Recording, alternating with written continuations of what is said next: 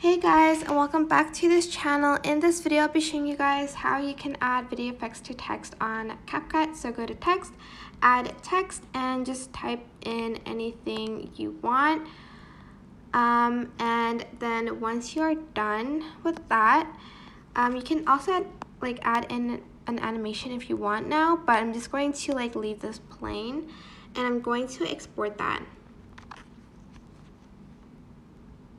Now you're going to add in the video that we just exported and delete the text and the video before. I think it got deleted already. Then you're just going to want to select effects and video effects, and here you can add in some video effects. Let's add in maybe stars one. I don't know if this one will show though. Oh, it does show up. As you can see, it shows up, and you can also add in an animation to it, like a video animation instead of a text animation, like so.